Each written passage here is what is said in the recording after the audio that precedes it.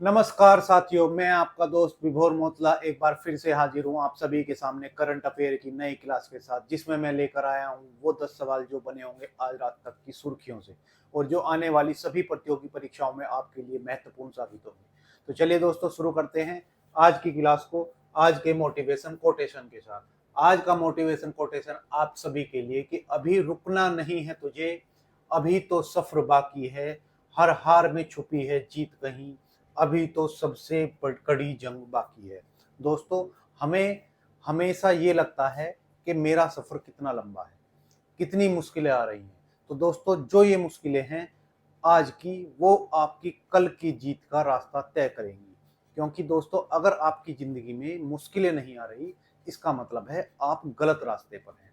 जिसकी जिंदगी में मुश्किलें हैं, उसका मतलब है वो प्रयास कर रहा है और प्रयास करते करते एक दिन आप जरूर सफलता को प्राप्त करेंगे। तो चलिए दोस्तों, शुरू करते हैं इसके साथ ही आज की क्लास क्वेश्चन नंबर 1 के साथ। आज का क्वेश्चन नंबर 1 आपके लिए, हाल ही में यूनेस्को की संभावित सूची में शामिल तिरुमाला हिल्स और एरामट्टी टिबलू किस राज्य में स्थित है? तो दोस्तों, हाल ही में यूनेस्को की भारत यूनेस्को में भारत की स्थायी जो कमेटी है, भारत की स्थायी प्रतिनिधि जो मंडल है, प्रतिनिधि मंडल, उसमें कुछ और साइटों को ऐड किया गया है। और कितनी साइट ऐड की गई हैं? तो इसमें अभी 7 साइटों को ऐड किया गया है, 7 साइटों को जोड़ा गया है। और किसमें जोड़ा गया है? तो इन 7 साइटों को यूनेस्को की अस्थायी सूची में इन्हें जोड़ा गया है। अस्थायी सूची में इनको जोड़ा गया है, यानी स्थायी में नहीं है। अभी इनका नामांकन हुआ है कि हमारी तरफ से ये 7 साइटें और हैं जिनको आप अपनी विश्व धरोहर की सूची में ऐड कर सकते हैं। इसी के साथ ही भारत की जो कुल प्रविष्टियां हैं यूनेस्को में भारत की कुल प्रविष्टियां, इनकी संख्या वर्तमान में कितनी हो गई है? तो इनकी संख्या वर्तमान में 69 हो चुकी है। यानी भारत आज तक अपनी 69 साइटों को या 69 धरोहरों को यूनेस्को की अस्थायी सूची में शामिल करा चुका है। अब इस अस्थायी सूची का मतलब क्या होता है? जब भी कोई देश किसी साइट को यूनेस्को में शामिल कराना होता है तो वो अपनी तरफ से एक लिस्ट देता है, यानी वो लिस्ट जिसे वो देश चाहता है कि यह विश्व धरोहर में शामिल हो, उसकी लिस्ट जो यूनेस्को के पास पहुंचती है उसको हम अस्थायी सूची कहते हैं। यानी किसी भी साइट को यूनेस्को की साइट में डालने के लिए उसके देश द्वारा अस्थायी सूची में शामिल कराना अनिवार्य है। अगर आप किसी साइट को इसमें शामिल नहीं कराएंगे तो वह यूनेस्को की विश्व धरोहर में शामिल नहीं हो सकती। अब इसमें 69 में से हमारे पास जो है वो 49 सांस्कृतिक साइट हैं। सांस्कृतिक साइट कितनी है? तो सांस्कृतिक साइटों की संख्या 49 हो चुकी है। 49 सांस्कृतिक हैं, 3 मिश्रित और 17 हमारी प्राकृतिक साइटें हैं। तो इसमें मिश्रित साइटों की संख्या 3 है और प्राकृतिक जो हमारे पास साइटें हैं उनकी संख्या 17 है। ये किसमें है? ये स्थायी सूची में है। अगर मैं बात करूं भारत में यूनेस्को की कितनी साइटें हैं? भारत की यूनेस्को में शामिल विश्व धरोहर तो वर्तमान में कितनी है? तो वर्तमान में 44 है। 44 को इसमें शामिल किया गया है, जिसमें से सांस्कृतिक 35 है, मिश्रित एक साइट है, यानी 35 इसमें सांस्कृतिक है, मिश्रित एक है। बाकी जो 7 साइटें हैं वो हैं प्राकृतिक। तो प्राकृतिक कितनी साइटें हैं? तो प्राकृतिक 7 साइटें हैं जिनको किसमें शामिल किया गया है, यूनेस्को की विश्व धरोहर में शामिल किया गया है। और हाल ही में 7 साइटों को इसकी और सूची में शामिल किया गया। ठीक है, तो ये हुआ हमारा क्वेश्चन नंबर 1। अब बात करें अगर हम यूनेस्को की, इसकी बात करते हैं, तो बात करते हैं हम यूनेस्को की। यूनेस्को जिसकी स्थापना 1945 में की गई। तो यूनेस्को की स्थापना 1945 में 16 नवंबर को की गई। तो 16 नवंबर 1945 को इसकी स्थापना की गई। तो कई बार आपसे इसकी फुल फॉर्म पूछता है, तो फुल फॉर्म इसकी होगी United Nation Education scientific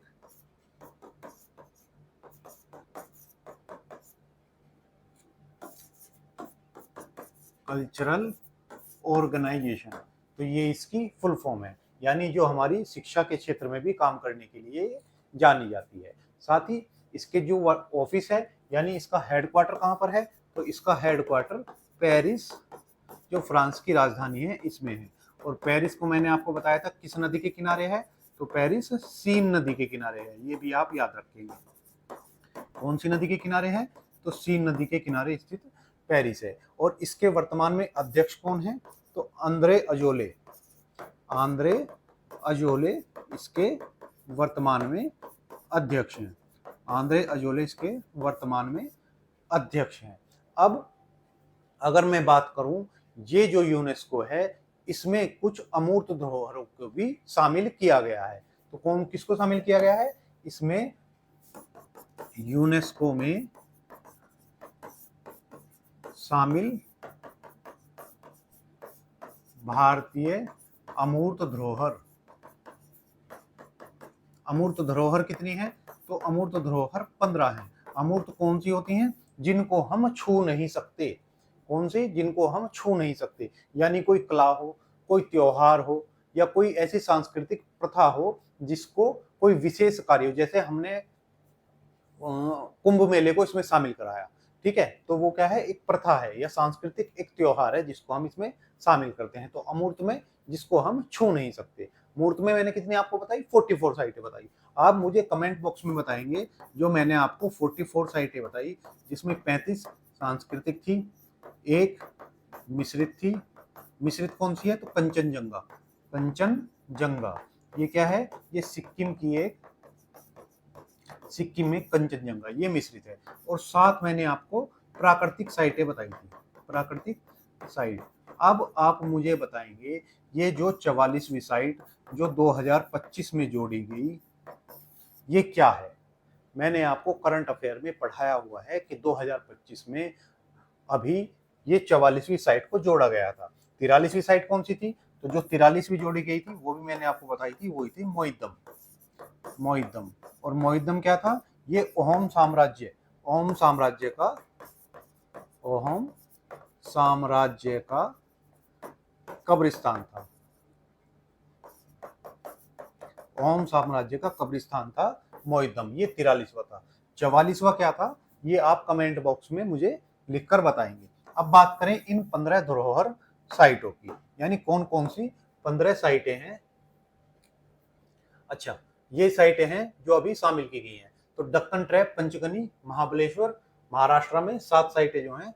Saint Mary's द्वीप, ये कहाँ पर है, तो कर्नाटक में है। मेघालयन युग गुफाएं, ये भी मेघालय में है। नागा हिल्स नागालैंड की। एरामट्टी आंध्र प्रदेश की। तिरुमाला हिल्स आंध्र प्रदेश की। तो वर्कला क्लिफ ये केरल की। तो एरामट्टी और तिरुमाला हिल्स, तो ये कहाँ की है, तो ये है हमारे आंध्र प्रदेश की। चलिए अब बात करें उन 15 साइटों की। कौन कौन सी 15 साइटें हैं जो अमूर्त धरोहर में शामिल की गई हैं। तो अमूर्त धरोहर में शामिल साइटें एक बार देख लेते हैं। अमूर्त धरोहर कितनी साइटें हैं, तो 15 साइटें हैं। सबसे पहले जो साइट इसमें शामिल की गई वो 2008 में की गई, और 8 में इसमें 3 साइटों को शामिल किया गया। ठीक है, कौन कौन सी, तो तो कुटियाट्टम, कुटियाट्टम कहाँ की है? केरल की। रामलीला, कुटियाट्टम, रामलीला और वैदिक जाप, वैदिक जप, इनको 2008 में शामिल किया गया। तो 3 साइटें हमारी हो गई, कुटियाट्टम, रामलीला और वैदिक जाप, जिनको 2008 में शामिल किया गया। उसके बाद हम शामिल करते हैं रमन्ना को या रामायण को, जिसको जो गढ़वाली है, और इसको कब शामिल किया गया? तो इसको 2009 में शामिल किया। उसके बाद आता है 2010। 2010 में भी हमने 3 साइटों को शामिल किया, जिसमें छऊ नृत्य, छऊ नृत्य होगा, ये उत्तर पूर्वी भारत का है, सॉरी पूर्वी भारत का। उसके साथ कालबेलिया, कालबेलिया हमारे राजस्थान का नृत्य, और एक मोटियट्टम, मोटियट्टम। इन तीनों को हमने 2010 में शामिल किया। तो कितनी साइटें हुई? 3, 4, 5, 6, 7, 7 साइटें हो चुकी। उसके बाद नंबर आता है बौद्ध जप का, लद्दाख का बौद्ध जप, जो 2012 में शामिल किया। तो कौन सा हुआ? बौद्ध जप, लद्दाख का बौद्ध जप, जो 2012 में शामिल किया गया, 12 में शामिल किया गया। उसके बाद संकीर्तन आता है, मणिपुर का संकीर्तन, जिसको 2013 में शामिल किया। इसके बाद 2014 में ठठेरा, ठठेरा जो पंजाब की बर्तन बनाने की कला है, 2014 में ठठेरा को शामिल किया गया। इसके बाद 2016 में नवरोज, 2016 में नवरोज, नवरोज क्या है? तो पारसी समुदाय का त्योहार है नवरोज। तो 2016 में नवरोज और योग को शामिल किया गया। जो हमारा योगा है वो 2016 में शामिल हुआ। 2017 में फिर हम कुंभ मेले को इसमें शामिल करते हैं। कुंभ मेला 2017 में शामिल हुआ। 2017 में कुंभ मेले के बाद 2021 में हमने 2021 में हम शामिल करते हैं इसमें दुर्गा पूजा को, जो बंगाल की दुर्गा पूजा है, उसको इसमें शामिल किया गया। उसके बाद जो 2023 में हमने इसमें गरबा को शामिल किया। गरबा जो गुजरात का नृत्य है, गरबा को इसमें शामिल किया। तो ये 15 साइट हैं जो अमूर्त धरोहर में शामिल हैं।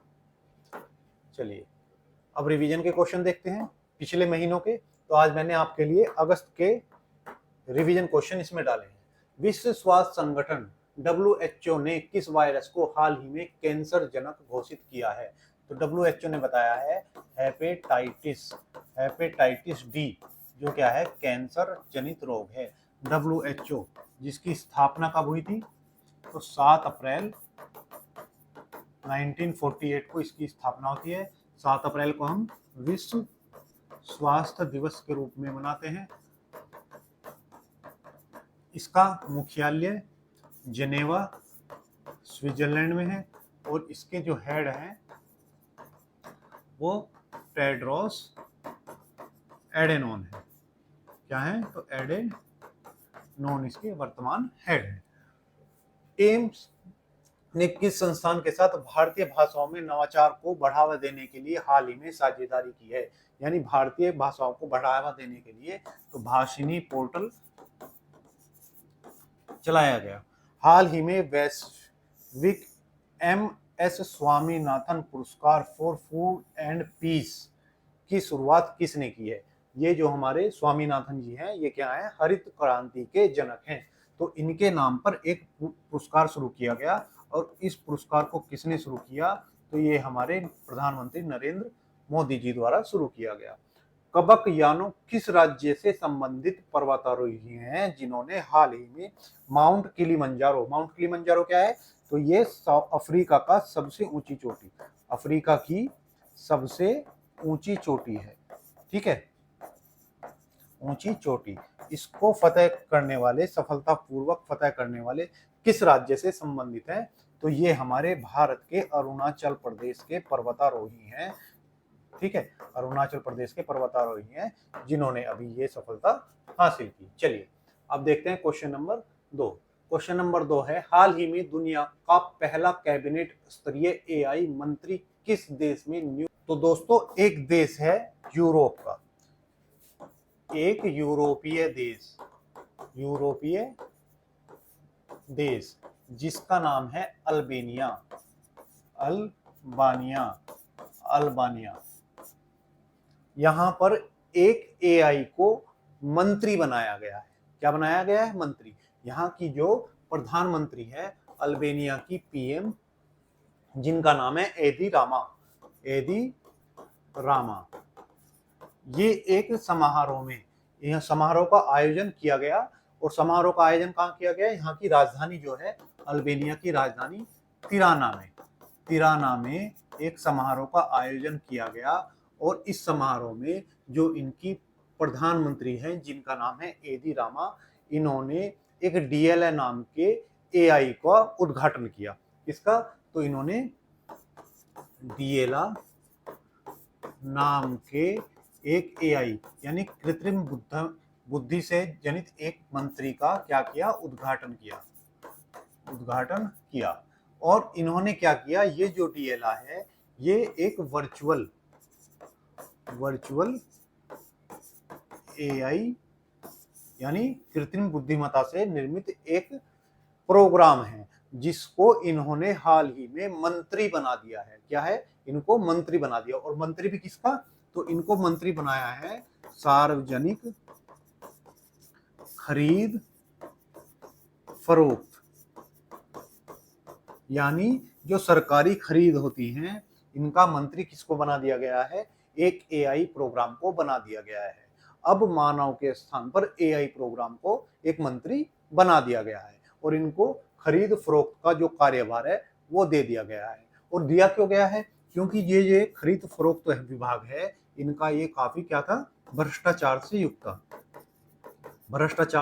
युक्त विभाग था। क्योंकि खरीद फरोख्त में सब रिश्वत लेते थे, इसलिए इस पर इंसानों को हटाकर एआई को इसका कार्यभार सौंपा गया है। अब ये डीएलए है क्या? तो डीएलए एक मानव मंत्री नहीं है। सबसे पहले आप क्या रखेंगे? ये कोई मानव मंत्री नहीं है। क्या है ये बल्कि एक ई अल्बानिया पोर्टल है। तो क्या है? वर्चुअल एआई यानी ई अल्बानिया पोर्टल है, यानी एक पोर्टल है जिसका नाम है डीएलए।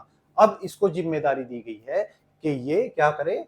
इस भ्रष्टाचार को कम करे। डीएलए का अर्थ अल्बानियाई भाषा में सूरज होता है।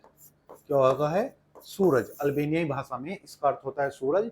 अब इसकी क्षमता क्या है? ये वॉइस कमांड से सरकारी अनुरोधों की प्रक्रिया करेगा। ठीक है, सरकारी अनुरोधों की प्रक्रिया अपने वॉइस कमांड से करेगा।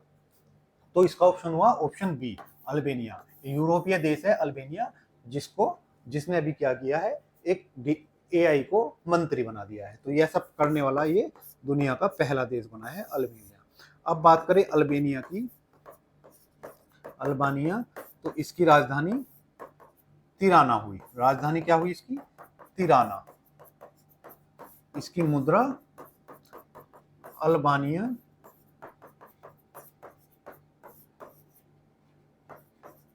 लुक इसकी मुद्रा हुई। ये स्थित कहां पर है? तो अल्बानिया बाल्कन प्रायद्वीप पर स्थित है। किस पर? बाल्कन प्रायद्वीप पर स्थित है। और कौन से सागर में स्थित है? तो भूमध्य सागर में ये इटली के पूर्वी छोर पर स्थित है। चलिए, आपको यह है डीएलए जो अभी मंत्री बनाई गई है। अगर बात करें हम अल्बानिया की, तो ये है हमारा यूरोप। क्या है ये? ये है हमारा यूरोप। ये वाला हिस्सा किसका हुआ? तो ये वाला हिस्सा हुआ यूरोप का। ठीक है, यूरोप में ये है हमारा भूमध्य सागर। जो आपको सफेद वाला क्षेत्र दिख रहा है, ये क्या है? हमारा भूमध्य सागर। भूमध्य सागर के में एक देश है इटली। इटली के सामने ये ग्रीन वाला जो क्षेत्र है, ये किसका है? ग्रीस के ऊपर अल्बानिया का। ये वाला क्षेत्र है अल्बानिया का। और ये किस प्रायद्वीप पर है? तो ये वाला प्रायद्वीप कहलाता है बाल्कन प्रायद्वीप। तो बाल्कन प्रायद्वीप पर स्थित कौन सा देश है? अल्बानिया। प्रायद्वीप क्या होता है? तो वह भूमि जो तीन ओर से पानी से घिरी हो, समुद्र से घिरी हो, तो उसको हम क्या कहते हैं? उसको हम प्रायद्वीप के नाम से जानते हैं। चलिए अब देखते हैं रिवीजन के क्वेश्चन। हाल ही में भारत और रूस के बीच औद्योगिक सहयोग पर 11वीं बैठक कहाँ आयोजित की गई है? तो ये कहाँ आयोजित की गई? तो 11वीं बैठक भारत और रूस के बीच औद्योगिक सहयोग पर मास्को जो रूस की राजधानी है वहां इसको आयोजित किया गया। हाल ही में अजरबैजान और आर्मेनिया के बीच शांति समझौता कहाँ हुआ? तो इसको व्हाइट हाउस में। व्हाइट हाउस क्या है? तो व्हाइट हाउस अमेरिकी राष्ट्रपति भवन है। अमेरिका का राष्ट्रपति भवन, जिसे हम किस नाम से जानते हैं? राष्ट्रपति भवन, जिसको हम व्हाइट हाउस के नाम से जानते हैं, वहां इसका क्या हुआ है? समझौता हुआ है आर्मेनिया और अजरबैजान। आर्मेनिया और अजरबैजान की राजधानी आप मुझे कमेंट बॉक्स में लिखकर बताएंगे। कई बार मैं आपको पढ़ा चुका हूं आर्मेनिया और अजरबैजान की राजधानी। ठीक है, अजरबैजान की राजधानी बाकू है। आप आर्मेनिया की राजधानी मुझे बताइए। हाल ही में रुद्रस मालगाड़ी ट्रायल रन किस मार्ग रेलवे जोन के अंतर्गत चुना गया? यानी किस रेल मार्ग पर इसको चालू किया गया? तो उत्तर मध्य रेलवे द्वारा इसको चालू किया गया है। ठीक है। हाल ही में भारत के किस शहर को 2025 की सुरक्षा रैंकिंग में सबसे सुरक्षित शहर घोषित किया गया है? तो ये मंगलोर। अब मंगलोर कहाँ पर है? तो ये कर्नाटक का एक शहर है मंगलोर, इसको शामिल किया गया है। चलिए अब देखते हैं क्वेश्चन नंबर 3। हाल ही में प्रधानमंत्री नरेंद्र मोदी ने 16वें सशस्त्र बल सम्मेलन का उद्घाटन कहाँ किया है? दोस्तों जैसा कि मैंने आपको कल पढ़ाया था कि हमारे जो पीएम मोदी जी हैं वो 5 राज्यों की 3 दिवसीय यात्रा पर है। 5 राज्यों की 3 दिवसीय यात्रा पर है। सबसे पहले इसमें कहाँ पहुंचे थे? तो मिजोरम पहुंचे थे। अब मिजोरम के बाद जो हमारे प्रधानमंत्री मोदी जी हैं वो पहुंच जाते हैं कलकत्ता। कहां पर पहुंचे? तो इस क्रम में ये बंगाल की राजधानी कलकत्ता में पहुंचते हैं। राजधानी कहां पर? कलकत्ता में। कलकत्ता में इस पर पहुंचते हैं। और कितने दिवसीय यात्रा है? तो 3 दिवसीय यात्रा है, 13 सितंबर से 15 सितंबर के बीच। अब समय था 15 सितंबर का। 15 सितंबर को कहां पहुंचे? तो कलकत्ता में पहुंचे। और यहां पहुंचकर उन्होंने एक संयुक्त कमांडर सम्मेलन में भाग लिया। तो इन्होंने, पीएम मोदी ने 16वें संयुक्त कमांडर सम्मेलन का उद्घाटन किया। अब ये सम्मेलन आयोजित कहां हो रहा था? तो इसका आयोजन ईस्टर्न थिएटर कमांड द्वारा किया गया। कमांड द्वारा इसका आयोजन किया गया। ईस्टर्न थिएटर कमांड द्वारा इसका आयोजन किया गया, या ईस्टर्न कमांड मुख्यालय द्वारा इसका आयोजन किया गया। ईस्टर्न कमांड मुख्यालय कहां पर है? तो ये कलकत्ता में है। ये भी आप याद रखेंगे, कलकत्ता में हमारी सेना का ईस्टर्न थिएटर कमांड का मुख्यालय स्थित है। वहां पर 16वें सम्मेलन का आयोजन किया गया। अब ये सम्मेलन क्या है? तो ये जो हमारा संयुक्त कमांडर सम्मेलन है ये द्विवार्षीय, यानी 2 वर्षों में एक बार होने वाला सम्मेलन है। अब इस सम्मेलन में पीएम मोदी ने उद्घाटन किया। और इस सम्मेलन में भाग किस किस ने लिया? तो जो हमारे रक्षा मंत्री हैं, रक्षा मंत्री जिनका नाम है राजनाथ सिंह ने भाग लिया। दूसरा, इसमें शामिल होने वाले जो हमारे सुरक्षा सलाहकार हैं, सुरक्षा सलाहकार, और हमारे सुरक्षा सलाहकार कौन है? तो अजीत डोभाल ने भी इसमें भाग लिया। अजीत डोभाल ने भाग लिया। साथ ही जो हमारे सीडीएस हैं, सीडीएस यानी चीफ डिफेंस ऑफ स्टाफ, जिनका नाम क्या है? तो जिनका नाम जनरल अनिल चौहान है। जनरल अनिल चौहान, तो इन्होंने भी इसमें भाग लिया। यानी इन सब लोगों ने इसमें भाग लिया। 16वां सम्मेलन आयोजन कलकत्ता में हुआ। ईस्टर्न थिएटर कमांड के मुख्यालय में इसका आयोजन किया गया। 16वां इसका संस्करण था। पीएम मोदी ने उद्घाटन किया। रक्षा मंत्री अजीत राजनाथ सिंह, सुरक्षा सलाहकार अजीत डोभाल और हमारे जो सीडीएस हैं अनिल चौहान जी इसमें शामिल हुए। अब इसका विषय क्या था? इस बार जो इसका विषय था, इसका विषय क्या चुना गया? सुधारों का वर्ष। सुधारों का वर्ष। सुधारों का वर्ष। सुधारों का वर्ष क्यों चुना गया? क्योंकि 2025 को हमारी सेना ने सुधारों का वर्ष घोषित किया हुआ है। क्या किया हुआ है? तो ये भी याद रखेंगे कि 2025 को हमारी जो सेना है उसने सुधारों का वर्ष घोषित किया हुआ है। तो इसलिए इसका विषय सुधारों का वर्ष और भविष्य का रूपांतरण। रूपांतरण ये इसका विषय रखा गया। तो आप इसका विषय याद रखेंगे, भविष्य, सुधारों का वर्ष और भविष्य का रूपांतरण इसका विषय रखा गया। अब बात करें इस दौरान कुछ पोर्टल लॉन्च किए गए। तो हमारा फोकस रहा है वो सुधार, एकीकरण, सुधार पर, एकीकरण पर और आधुनिकीकरण पर। आधुनिकीकरण पर हमारा फोकस रहा है। अब ये जो हमारी ईस्टर्न कमांड थिएटर है ये क्यों ज्यादा महत्वपूर्ण है? ईस्टर्न कमांड थिएटर जो हमारी है, कमांड थिएटर, ये जो हमारी है ये क्यों महत्वपूर्ण है? क्योंकि जो हमारा मैप है भारत का, उसमें अगर आप देखेंगे तो पूर्व की ओर हमारे सीमा से लगने वाले राज्य कौन कौन से हैं? तो यहाँ पर बांग्लादेश से हमारी सीमा है, ऊपर चाइना से है और यहाँ म्यांमार से है। यानी 3 देशों से हम क्या है यहाँ पर सीमा साझा करते हैं। तो यहाँ की सुरक्षा के लिए हमने बंगाल के कलकत्ता में ईस्टर्न थिएटर कमांड को बनाया हुआ है। यानी ये बहुत महत्वपूर्ण है भारत की सुरक्षा की दृष्टि से। चलिए, तो ये है हमारा पश्चिम बंगाल। अब बात करते हैं पश्चिम बंगाल की। तो पश्चिम बंगाल, तो ये जो आपको पीले वाला क्षेत्र दिख रहा है ये क्या है? ये है पश्चिम बंगाल का क्षेत्र। ठीक है, ये पश्चिम बंगाल है। अब पश्चिम बंगाल की सीमा किस किस से साझा होती है? तो यहाँ से उड़ीसा से, भारतीय राज्य उड़ीसा से शामिल है, फिर झारखंड से मिलती है, यहाँ पर बिहार से मिल रही है और यहाँ पर सिक्किम से मिल रही है और यहाँ पर असम से मिल रही है। तो असम सीमा किससे? पश्चिम बंगाल की सीमा, पश्चिम बंगाल की सीमा नीचे से देखें तो उड़ीसा, उड़ीसा के बाद झारखंड,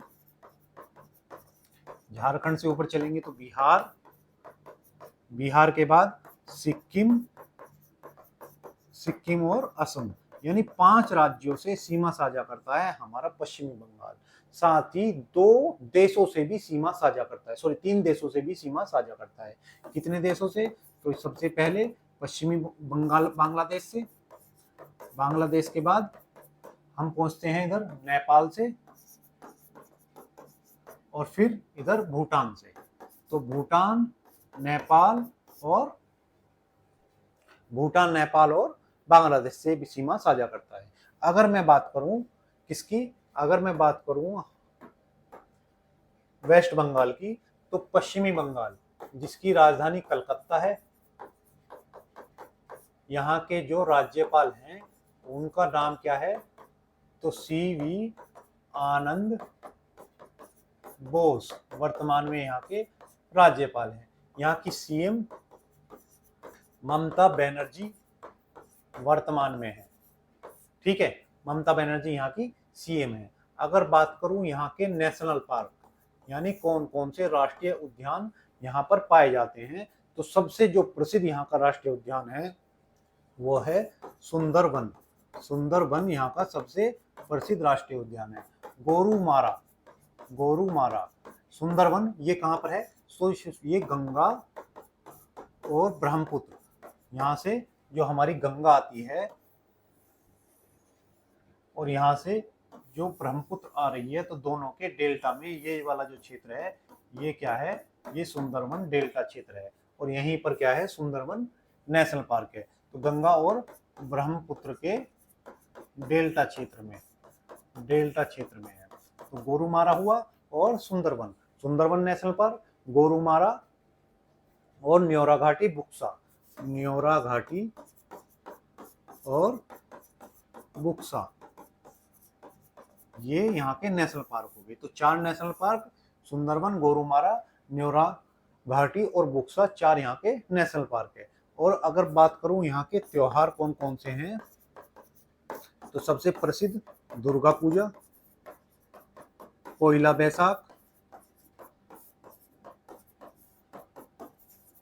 दुर्गा पूजा और पोइला बैसाख यहाँ के प्रमुख त्योहार हैं। साथ ही दही चूड़ा महोत्सव, कौन सा, तो दही चूड़ा महोत्सव भी यहाँ का महत्वपूर्ण त्योहार है। अगर बात करूं यहाँ पर सीटों की, तो यहाँ पर लोकसभा की 42 सीटें हैं, तो लोकसभा की 42 हैं, वहीं राज्यसभा की 16 सीटें हैं और विधानसभा की 295 सीटें हैं। 295 सीट जिन पे चुनाव लड़ने के बाद मुख्यमंत्री तय होता है वो है। तो ये हुआ पूरा वेस्ट बंगाल के बारे में। अब देखते हैं रिवीजन के क्वेश्चंस। हाल ही में टाटा ऑटोकॉम्प ने किस केस आधारित आईएसी ग्रुप का अधिग्रहण करने का निर्णय लिया है? जो हमारी टाटा ऑटोकॉम है, इसमें स्लोवाकिया देश का अधिग्रहण करने की, देश के एआईसी ग्रुप को अधिग्रहण करने का निर्णय लिया है। खुदीराम बोस बलिदान दिवस किस तारीख को मनाया जाता है? खुदीराम बोस बलिदान दिवस कब मनाया जाता है? तो 11 अगस्त को खुदीराम बोस जी का बलिदान दिवस के रूप में मनाया जाता है। काकोरी कांड दिवस, तो इससे 2 दिन पहले 9 अगस्त को काकोरी कांड दिवस मनाया जाता है। हाल ही में बीईएमएल को किस देश से अपना पहला विदेशी रेल मेट्रो अनुबंधन मिला है? तो पहला अनुबंधन कहां से लिया है बीईएमएल ने? मलेशिया जिसकी राजधानी कुआलालंपुर है। आप ये भी याद रखें, कुआलालंपुर मलेशिया की राजधानी है। चलिए क्वेश्चन नंबर 4। हाल ही में न्यायमूर्ति एम सुंदर ने मणिपुर उच्च न्यायालय के किस नंबर के मुख्य न्यायाधीश के रूप में शपथ ली है? जस्टिस एम सुंदर, इन्होंने मणिपुर के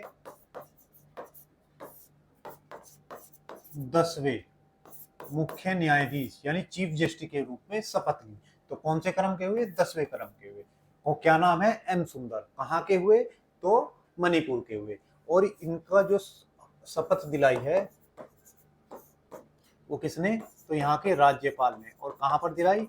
तो जो इनका राजभवन है, राजभवन इम्फाल, राजभवन इम्फाल में इसका समारोह का आयोजन किया गया और इनको 10वें मणिपुर के चीफ जस्टिस के रूप में क्या किया गया? शपथ दिलाई गई। तो राजभवन जिसका नाम क्या है? दरबार हॉल राजभवन में इनका आयोजन किया गया और वहां पर इनको शपथ दिलाई गई। अब बात करें ये स्थान किसका लेंगे, तो ये जस्टिस कैंपया सोमशेखर के स्थान पर नियुक्त किए गए हैं। तो जस्टिस कैंपया सोमशेखर के स्थान पर, क्योंकि ये क्या हो गए हैं? तो ये रिटायर कर गए हैं, तो इनका स्थान लेंगे। अब बात करते हैं, ये हुआ हमारा क्वेश्चन नंबर 4। अब बात करते हैं हाई कोर्ट के न्यायाधीशों की नियुक्ति के बारे में। न्यायाधीश की नियुक्ति कैसे की जाती है, या हाई कोर्ट के न्यायाधीशों के बारे में जो प्रमुख अनुच्छेद हैं, इसकी अभी थोड़ी चर्चा करते हैं। न्यायाधीशों की जो नियुक्ति है हाई कोर्ट के, वो किसके द्वारा की जाएगी? तो ये राष्ट्रपति द्वारा की जाती है। और राष्ट्रपति द्वारा किसकी सिफारिश पर? तो कॉलेजियम की सिफारिश पर की जाएगी। कॉलेजियम की सिफारिश। अब ये कॉलेजियम क्या है? तो कॉलेजियम ऐसी व्यवस्था है जिसमें भारत के सुप्रीम कोर्ट के न्यायाधीश ये तय करते हैं कि हमारे बाद कौन हमारा स्थान लेगा। यानी सुप्रीम कोर्ट के जो न्यायाधीश है वो खुद ही तय कर लेते हैं कि मैं जब हट जाऊंगा तो मेरी ये जिम्मेदारी कौन उठाएगा, कौन मेरा भाई या भतीजा मेरे पद पर आकर बैठ जाएगा। ये भारत की एक ऐसी व्यवस्था है जिसको बदलने का भी प्रयास किया गया। कॉलेजियम व्यवस्था को बदलने का प्रयास कब हुआ? तो हमारे यहाँ पर 99वां संविधान संशोधन किया गया। संविधान संशोधन 99वां किया गया कब? 1 जनवरी 2015 को। और क्या लागू किया गया इसके स्थान पर? तो NJAC, national judiciary appointment commission, जिसे हम राष्ट्रीय न्यायिक नियुक्ति आयोग के नाम से जानते हैं। ये कौन लाया? तो ये मोदी सरकार लाई थी। प्रयास तो काफी समय से चल रहा था, लेकिन मोदी सरकार इसको लेके आती है। अब इसमें कितने व्यक्तियों को शामिल किया गया? तो इसमें कोई व्यक्ति जैसे CJI, जो हमारे चीफ जस्टिस ऑफ इंडिया हैं, वो शामिल किए गए। 2 सुप्रीम कोर्ट के अन्य न्यायाधीश भी इसमें शामिल हुए, और एक इसमें कानून मंत्री को रखा गया, और 1-2 इसमें विधिवक्ता, यानी कानून के जानकार 2 व्यक्तियों को रखा गया, जिनकी नियुक्ति कौन करेंगे? राष्ट्रपति द्वारा की जाएगी। अब जब ये NJAC बनता है तो सुप्रीम कोर्ट को बुरा लग जाता है, क्योंकि उसके न्यायाधीशों से ये पावर छीनी जा रही थी। अब उसके बाद क्या होता है? उसके बाद जो ये कानून मंत्री हैं, इनके नाम पर सुप्रीम कोर्ट कहता है कि NJAC अवैध है। क्या है? अवैध। क्यों अवैध है? तो इसका कारण इन्होंने दिया कि हमारा जो अनुच्छेद 50 है, अनुच्छेद 50 क्या कहता है कि न्यायपालिका और कार्यपालिका का पृथक्करण। क्या है? पृथक्करण किससे? कार्यपालिका से। यानी हमारी जो संसद है, जो कार्यपालिका है, वो न्यायपालिका के कार्य में हस्तक्षेप नहीं करेगी, और न्यायपालिका कार्यपालिका के कार्य में हस्तक्षेप नहीं करेगी। अब अगर ये कानून मंत्री इसमें शामिल होते हैं तो ये किसके होंगे? ये कार्यपालिका के आदमी होंगे। और ये अगर न्यायपालिका में या NJAC में शामिल होंगे तो ये हस्तक्षेप होगा न्यायपालिका के कार्यों में। इसके चलते ये NJAC को क्या कर दिया? अवैध घोषित कर दिया गया। ठीक है। अब बात करें हम नियुक्ति की, तो हाई कोर्ट के जो न्यायाधीश हैं, इनकी नियुक्ति करता कौन है? तो हाई कोर्ट के जो न्यायाधीश हैं, इनकी नियुक्ति राष्ट्रपति द्वारा की जाती है। राष्ट्रपति द्वारा किसकी? तो कॉलेजियम सिफारिश करता है, और राष्ट्रपति सलाह लेते हैं किसकी? तो हमारे चीफ जस्टिस ऑफ इंडिया की सलाह लेंगे। अगर बात करें हाई कोर्ट के मुख्य न्यायाधीश यानी चीफ जस्टिस की नियुक्ति के समय क्या प्रोसेस होगा, और अन्य न्यायाधीश होंगे, उनके नियुक्ति के समय क्या प्रोसेस होगा। अगर बात करें सुप्रीम कोर्ट के मुख्य न्यायाधीश के लिए, तो वहां के CJI, राज्यपाल और जो 2 न्यायाधीश होंगे सुप्रीम कोर्ट के, तो CJI वहां के राज्य के राज्यपाल से, जहां पर नियुक्ति हो रही है वहां के राज्यपाल से पूछा जाएगा, और 2 सुप्रीम कोर्ट के अन्य क्या होंगे? जज होंगे या न्यायाधीश होंगे। ठीक है, उनको सलाह पर ये किया जाएगा। अगर अन्य न्यायाधीशों की नियुक्ति होगी तो भारत के चीफ जस्टिस प्लस राज्यपाल, और जो ये 2 सुप्रीम कोर्ट के न्यायाधीश हैं, इनके स्थान पर CJ यानी उस राज्य के मुख्य न्यायाधीश से सलाह ली जाएगी। ठीक है। अब बात करें इनकी नियुक्ति की, तो 217 में, अनुच्छेद 217 के तहत इनकी नियुक्ति की जाती है। इनकी योग्यता भी 217 में, अनुच्छेद 217 में योग्यता बताई है, भारत का नागरिक हो, प्लस क्या हो? ये भारत का नागरिक होना तो अनिवार्य ही है, साथ में इसकी 2 कंडीशन भी है, यानी 10 वर्ष तक क्या रहा हो? 10 वर्ष तक यह हाई कोर्ट में वकील हो, या 10 वर्ष तक न्यायिक सेवा में हो। 10 वर्ष तक हाई कोर्ट में वकील, या 10 वर्ष न्यायिक सेवा का अनुभव हो। और कौन नियुक्ति करेगा? राष्ट्रपति करेगा। शपथ राज्यपाल दिलाता है। इनकी जो शपथ है वो कौन दिलाता है? राज्यपाल। तो यहाँ पे लिख देता हूँ, शपथ राज्यपाल द्वारा। और इनका वेतन कितना होगा? अगर चीफ जस्टिस है, हाई कोर्ट के चीफ जस्टिस का वेतन 2.5 लाख, और अन्य न्यायाधीशों का 2.25 लाख है। ठीक है। इनका वेतन हमेशा कहां से दिया जाएगा? तो राज्य की संचित निधि से इनका वेतन दिया जाएगा, यानी जिस राज्य में ये सेवा दे रहे हैं वो राज्य इनका वेतन देगा। लेकिन अगर बात करें इनकी पेंशन की, तो इनकी पेंशन कहां से आती है, तो इनकी पेंशन केंद्र सरकार की संचित निधि से आती है, केंद्र सरकार की संचित निधि।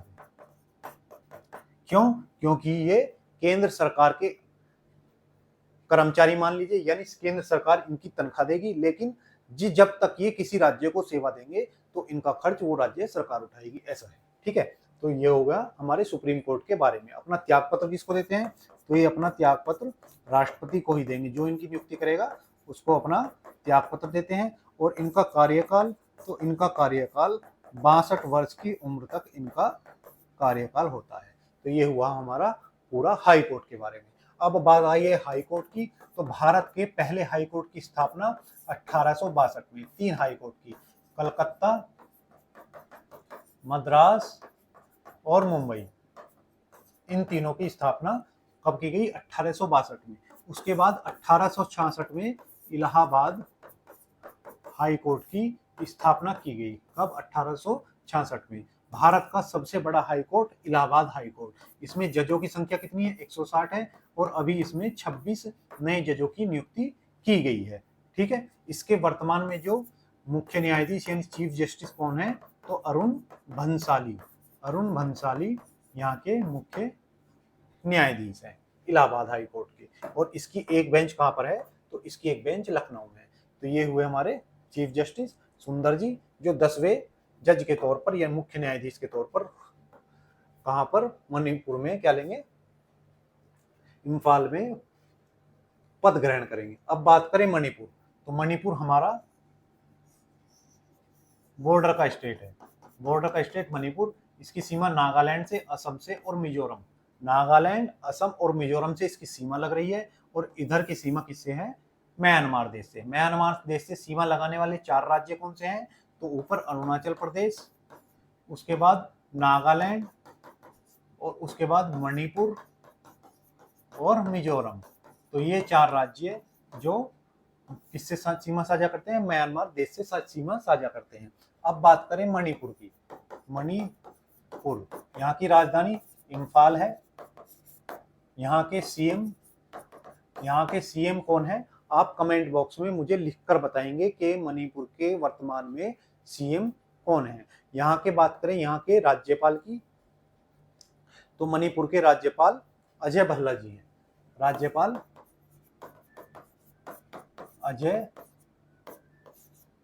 अजय भल्ला जी यहाँ के राज्यपाल। यहाँ के नेशनल पार्क की बात करें, तो यहाँ का सबसे प्रसिद्ध नेशनल पार्क है केबुल नामजाओ, केबुल नामजाओ और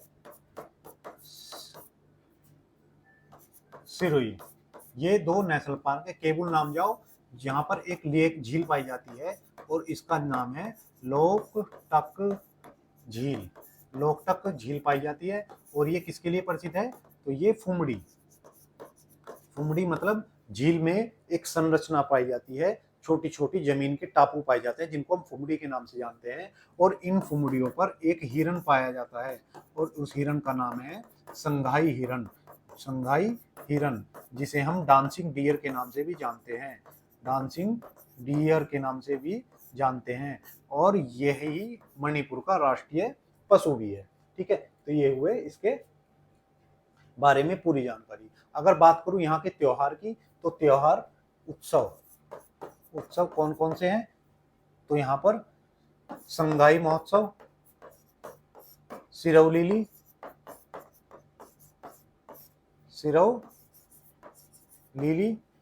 संगाई महोत्सव, सिरौलीली,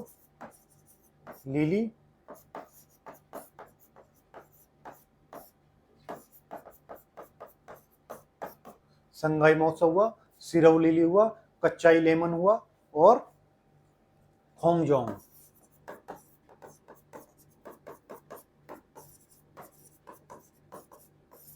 तो ये इसके महत्वपूर्ण उत्सव हुए।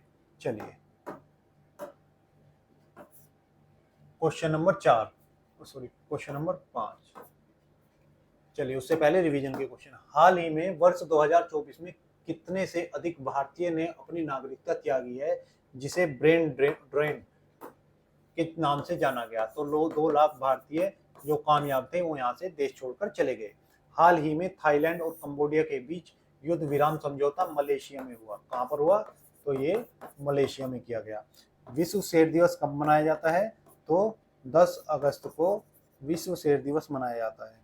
भारत के प्रधानमंत्री नरेंद्र मोदी ने पहली बार किस संगठन के सम्मेलन में चीन का दौरा किया? तो एससीओ, संघाई कॉरपोरेशन ऑर्गेनाइजेशन के सम्मेलन में प्रधानमंत्री भाग लेने चाइना गए। अब देखते हैं क्वेश्चन नंबर 5। हाल ही में 5वें अखिल भारतीय राजभाषा सम्मेलन का उद्घाटन किसने किया? तो अभी 14 सितंबर को क्या मनाया गया? हिंदी दिवस मनाया गया। हिंदी दिवस मनाया गया। और इसके अवसर पर जो हमारे अमित शाह जी क्या है? हमारे गृह मंत्री हैं और भारत के पहले सहकारिता मंत्री। भारत के पहले सहकारिता मंत्री भी कौन है? अमित शाह जी हैं। तो अब इन्होंने, जो हमारे केंद्रीय गृह मंत्री अमित शाह जी हैं, इन्होंने 5वें अखिल भारतीय राजभाषा सम्मेलन का उद्घाटन किया।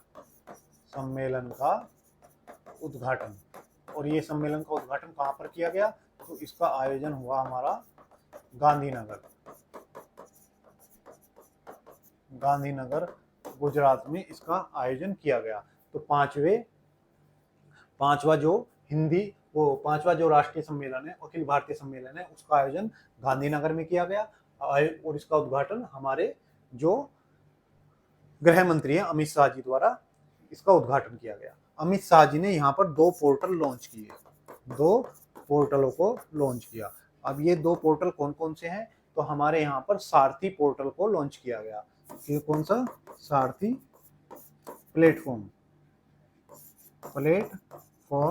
पोर्टल लॉन्च किया गया।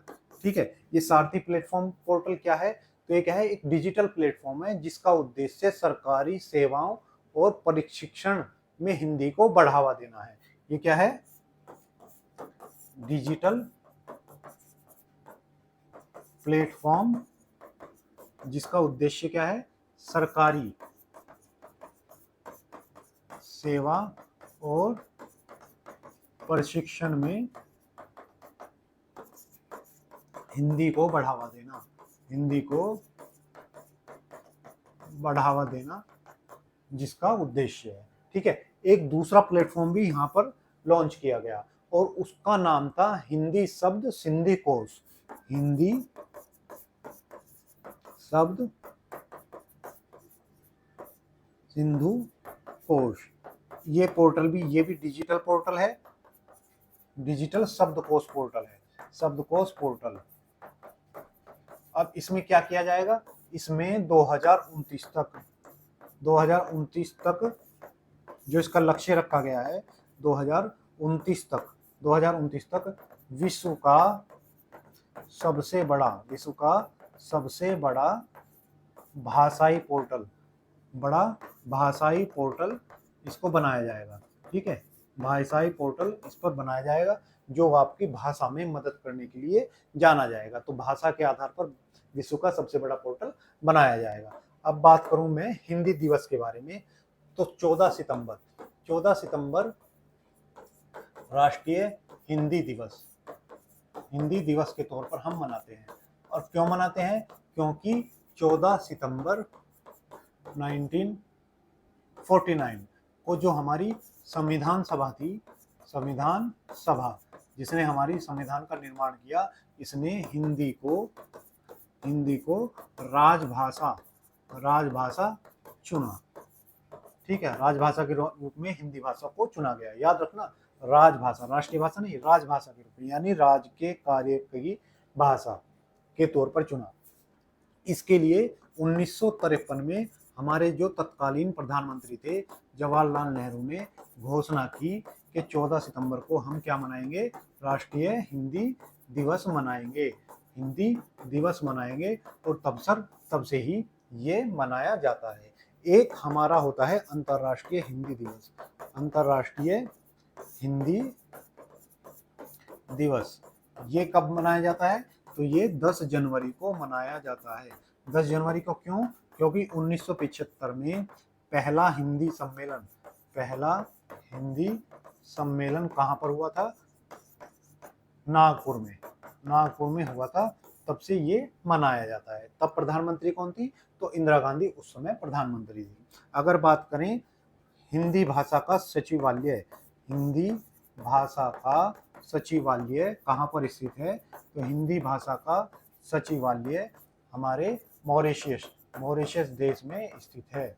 कोई आपसे पूछे हिंदी भाषा का सचिवालय कहाँ पर है, तो मॉरिशस देश में स्थित है। अगर बात करें भाषा की, तो हमारे संविधान में अनुसूची 8 में कितनी भाषाएं हैं? तो 22 भाषाओं का वर्णन किया गया है, जिक्र किया गया है। चलिए, तो ये हमारे अमित शाह जी हैं। इन्होंने कहाँ पर किया? तो गुजरात के गांधीनगर में इसका उद्घाटन किया। हाल ही में भारत का पहला ड्रोन एआई आधारित कृत्रिम वर्षा प्रयोग किस शहर में शुरू किया गया है? जयपुर में। हाल ही में भारत की सबसे लंबी दूरी तय करने वाली वंदे भारत एक्सप्रेस किस मार्ग पर शुरू की गई? तो ये नागपुर पुणे मार्ग पर इसकी शुरुआत की गई। हाल ही में WMO ने किस प्रकार की आपदा को सबसे घातक मौसम संबंधी घटना बताया है? तो जो हमारी हीट वेव यानी अत्यधिक जो गर्मी है उसको बताया है। विश्व हाथी दिवस कब मनाया गया? तो 12 अगस्त को हम विश्व हाथी दिवस के तौर पर मनाते हैं। चलिए, क्वेश्चन नंबर 6 है, हाल ही में प्रधानमंत्री नरेंद्र मोदी ने पूर्णिया हवाई अड्डे का उद्घाटन कब किया? दोस्तों, जैसा कि मैंने आपको बताया, हमारे प्रधानमंत्री जी 5 दिवसीय यात्रा पर थे और इसमें से फिर वो पहुंचते हैं बिहार के पूर्णिया में। और वहां पर क्या किया उन्होंने? 15 सितंबर को पूर्णिया के अस्थायी टर्मिनल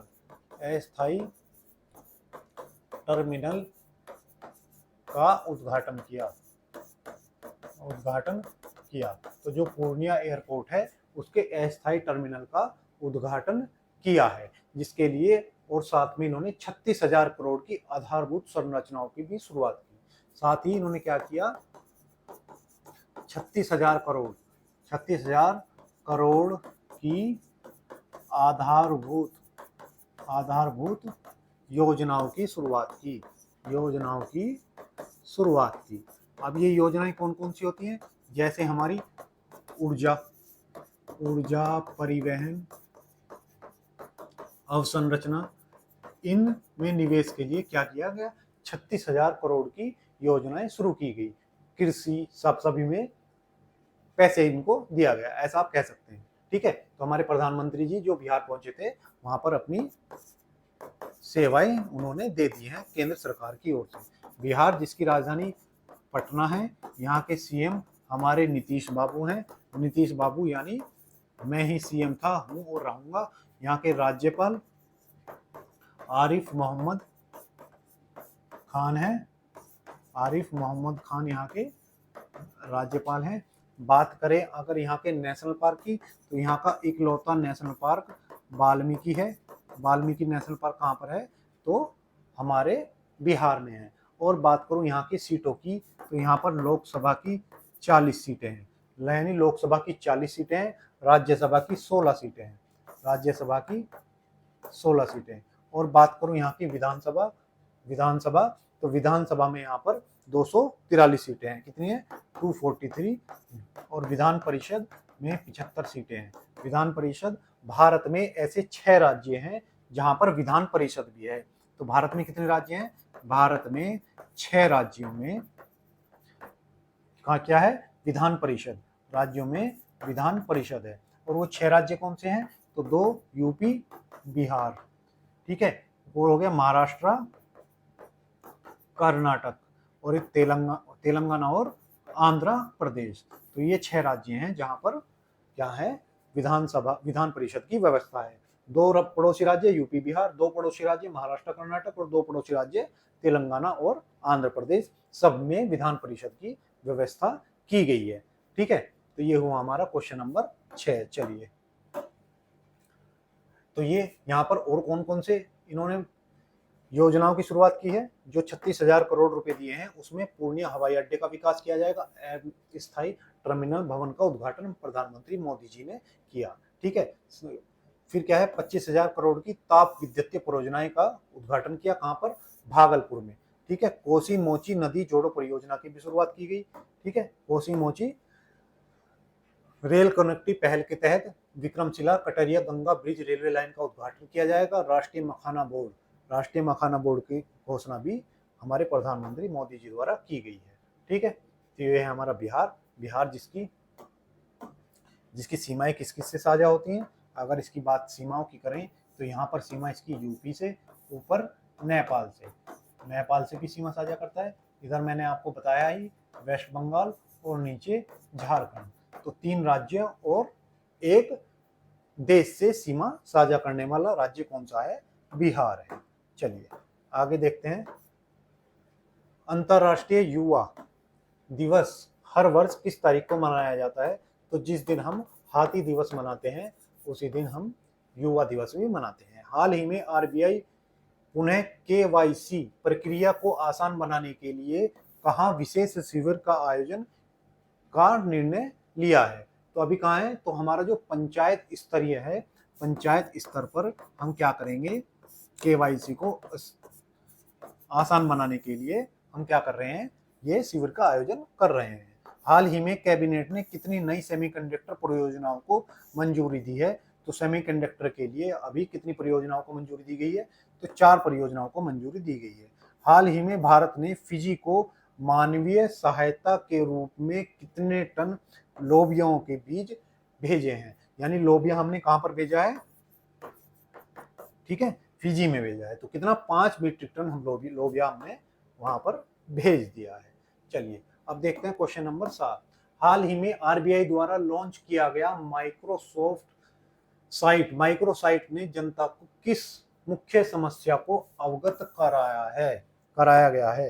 यानी आरबीआई ने क्या किया है, आरबीआई ने एक माइक्रो साइट लॉन्च किया है और ये क्या करेगा, जनता को क्या देगा, जानकारी देगा।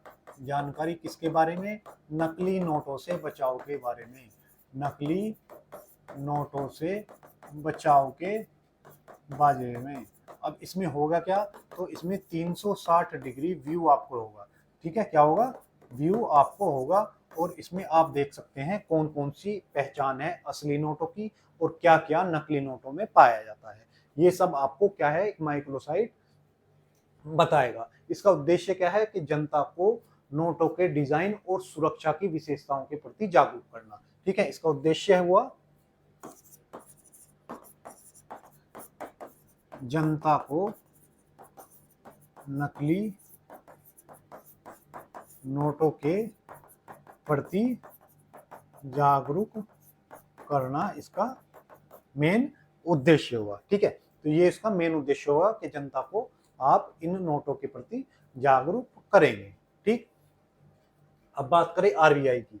ठीक है, आरबीआई जिसकी स्थापना कब हुई, तो इसकी स्थापना, आरबीआई की स्थापना कब की गई, तो आरबीआई की स्थापना 1934 के अधिनियम के आधार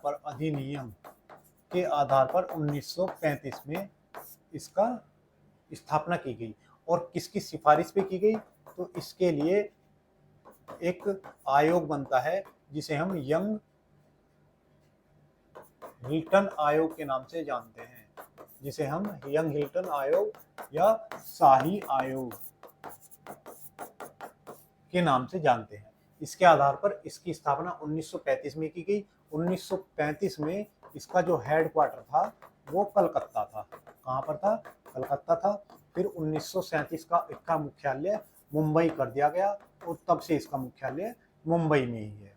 जब ये स्थापित किया गया था तो जो आज का म्यांमार है वो भी इसी के अधीन था, क्योंकि म्यांमार 1935 के अधिनियम द्वारा अलग किया गया तो फिर बाद में वो अलग हुआ। अगर बात करें इसके उस समय के पहले अध्यक्ष कौन थे, तो इसके पहले अध्यक्ष थे ऑसबॉर्न स्मिथ इसके पहले अध्यक्ष थे। अगर बात करें इसके पहले भारतीय अध्यक्ष कौन थे, तो पहले भारतीय अध्यक्ष थे इसके सी.डी. देशमुख इसके पहले अध्यक्ष, भारतीय अध्यक्ष। अगर बात करें वर्तमान कौन है, तो संजय मल्होत्रा जी इसके वर्तमान क्या है, अध्यक्ष हैं। अगर बात करें इसके लोगों की, तो लोगों में बंगाल टाइगर और ताड़ का वृक्ष, कई बार एग्जाम में पूछा गया है कि आरबीआई की लोगो पर क्या क्या बना हुआ है, तो बंगाल टाइगर है और ताड़ का वृक्ष इसके लोगो पर बना हुआ है। चलिए, हाल ही में किस राज्य के सुदूर जिले में 16 अगस्त को इसरो ने अपने स्पेस लैब का उद्घाटन किया है, तो ये जिला है अरुणाचल प्रदेश का, अरुणाचल का जिला है। हाल ही में टॉप ब्रांड 2025 में वैश्विक ब्रांड सूची में किसे ब्रांड को पहला स्थान मिला है, तो टॉप ब्रांड हमारा कौन सा रहा है, माइक्रोसॉफ्ट टॉप ब्रांड रहा है। हाल ही में फास्टैग वार्षिक पास योजना कब लागू हुई, तो 15 अगस्त से इसको लागू कर दिया गया 2025 से। हाल ही में सिलीनेक्स 2025 द्विपक्षीय अभ्यास, तो सिलीनेक्स किसके बीच होता है, सिलीनेक्स भारत और श्रीलंका के बीच एक अभ्यास और होता है जिसका नाम है मित्र शक्ति और सिलीनेक्स किसके बीच है, तो भारत और श्रीलंका के बीच है। क्वेश्चन नंबर 8, हाल ही में किस महीने के लिए मोहम्मद सिराज को ICC man player of the year चुना गया है, तो ये है हमारे अगस्त महीने के लिए, अगस्त 2025 में हमारे जो मोहम्मद सिराज हैं उनको क्या चुना गया है, ICC men's player of the month. क्यों चुना गया है, क्योंकि इन्होंने अभी जो एंडरसन और तेंदुलकर ट्रॉफी ये कहां पर, इंग्लैंड में इसका आयोजन हुआ, इंग्लैंड में, और इंग्लैंड के इस अंतिम मैच जो 5वां मैच था, इन्होंने शानदार प्रदर्शन के लिए इन्हें ये पुरस्कार से सम्मानित किया गया। साथ ही महिलाओं में आईसीसी वोमेन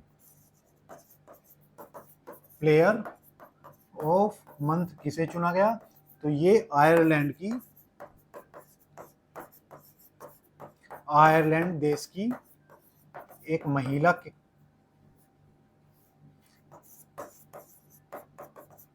आयरलैंड देश की महिला क्रिकेटर हैं जिनका नाम है ओरला। ये ओरला और प्रेडरगॉस्ट को इसके लिए चुना गया। चलिए, ये हमारे मोहम्मद सिराज जी हो गए और ये ओरला प्रेडगेस्टर कहाँ की हैं, तो आयरलैंड के, इनको नियुक्त किया गया है। चलिए, हाल ही में 2025 में ब्रांड फाइनेंस फुटबॉल 50 रिपोर्ट के अनुसार कौन सा फुटबॉल क्लब दुनिया का सबसे मूल्यवान क्लब घोषित हुआ है, तो ये कौन सा है, रियल मैड्रिड सबसे मूल्यवान हुआ है। और भारत की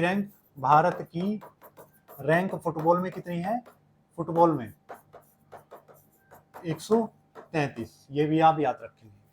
हाल ही में भारत ने 2030 राष्ट्रमंडल खेलों की मेजबानी के लिए किस शहर को मेजबान के रूप में प्रस्तावित किया है, तो अहमदाबाद को प्रस्तावित किया गया है।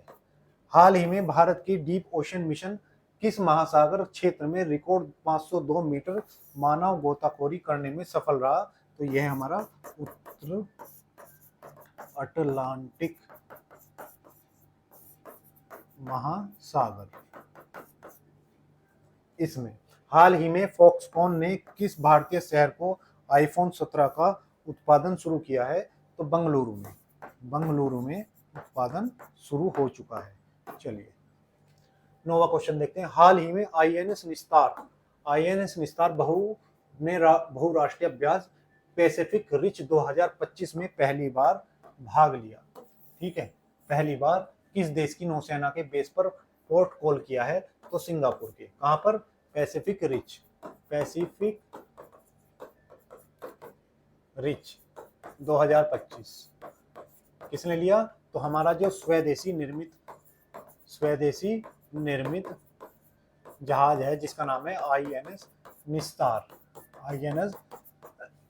निस्तार, इसने यहाँ पर भाग लिया। कहाँ पर? तो सिंगापुर। सिंगापुर कहाँ पर स्थित है? तो सिंगापुर मलक्का जल संधि पर स्थित है, जल संधि के किनारे पर स्थित है। भारत के अंडमान निकोबार से अगर आप पूरब की तरफ चलेंगे तो यहाँ पर देश है मलेशिया, और नीचे देश है इंडोनेशिया, और यहाँ पर एक छोटू सा देश है जिसका नाम है सिंगापुर। तो यहाँ पर सिंगापुर तो कहाँ पर है? Malacca strait. ये किसको जोड़ता है? अंडमान सागर को दक्षिणी चीन सागर से जोड़ने वाली जल संधि कौन सी है? मलक्का जल संधि। जल संधि क्या होती है? जो दो भूमि के भागों को अलग करे। तो ये कौन सी भूमि के भागों को अलग करती है? मलेशिया को इंडोनेशिया से करती है। इंडोनेशिया की राजधानी जकार्ता और मलेशिया की राजधानी कुआलालंपुर। अभी इंडोनेशिया अपनी राजधानी जकार्ता से छोड़कर कहाँ बना रहा है? तो किलीमंतारो या न्यू संतारा को बना रहा है, जो कहाँ पर है? बोर्नियो द्वीप पर है। न्यू संतारा को बना रहा है, और जो कौन से द्वीप पर है? बोर्नियो द्वीप पर है। बोर्नियो द्वीप पर है, ठीक है। और ये मलेशिया की राजधानी कुआलालंपुर, ये सिंगापुर की जो राजधानी है वो भी सिंगापुर ही है, और यहाँ की मुद्रा क्या है? डॉलर यहाँ की मुद्रा है। अभी जो सिंगापुर के जो प्रधानमंत्री थे लॉरेंस वांग, ये भारत की अभी यात्रा पर थे, और पीएम मोदी से मैंने आपको पढ़ाया था, इन्होंने मुलाकात की थी। तो हमारा आईएनएस निस्तार अभी शामिल हुआ है। हाल ही में प्लूमेरिया गार्डन, बनियान ग्रोवर और बॉबलिंग ब्रुक किस स्थान पर बनाए गए हैं? तो हमारा जो राष्ट्रपति भवन है वहां पर इनको बनाया गया है, ठीक है। अभी इनको खोला गया। हाल ही में तीसरा भारत सिंगापुर मंत्री स्तरीय गोलमेज सम्मेलन ISMR कहाँ आयोजित किया गया? तो अभी मैंने बताया तीसरा भारतीय सिंगापुर मंत्री स्तरीय गोलमेज सम्मेलन कहाँ पर? तो ये दिल्ली में। हाल ही में रोबोट को ओलंपिक यानी वर्ल्ड ह्यूमनॉइड रोबोट गेम्स का आयोजन किस देश में किया गया? तो चीन में इसका आयोजन किया गया। हाल ही में SBI ने किस वर्ग के लिए बिना गारंटी 4 लाख रुपए तक का ऋण देने की शुरुआत की? तो जो हमारे अग्निवीर हैं उनको ये ऋण देने की किसने? SBI ने शुरुआत की। आज का अंतिम क्वेश्चन देखते हैं। हाल ही में आनंद कुमार वेल्लू कुमार ने स्पीड स्केटिंग विश्व चैंपियनशिप में किस इवेंट में स्वर्ण पदक जीता है? तो इन्होंने जो सीनियर्स मेंस 1000 मीटर स्प्रिंट है इसमें ये जीता है। अब इसका जो आयोजन है स्पीड स्केटिंग विश्व चैंपियनशिप, इसका आयोजन हुआ कहाँ पर है? तो इसका आयोजन चीन में हुआ है। कहाँ पर हुआ है? चीन में। और चीन में भी कहाँ पर इसका आयोजन हुआ है? तो चीन के बैदे में इसका आयोजन किया गया है, ठीक है। तो यहाँ पर इन्होंने स्वर्ण पदक जीतकर इतिहास रच दिया है। ये रहे भारतीय खिलाड़ी जो 1000 मीटर स्प्रिंट में 100 मीटर स्प्रिंट में भाग ले रहे हैं, ठीक है। तो ये था हमारा आज का प्रयास। आशा करते हैं हमारा प्रयास आपको पसंद आया हो। अगर हमारा प्रयास आपको अच्छा लगा तो वीडियो को कृपया लाइक करें, अपने दोस्तों के साथ साझा करें और चैनल को सब्सक्राइब कर बेल आइकन का दबाना ना भूलें। आज के लिए इतना ही, धन्यवाद।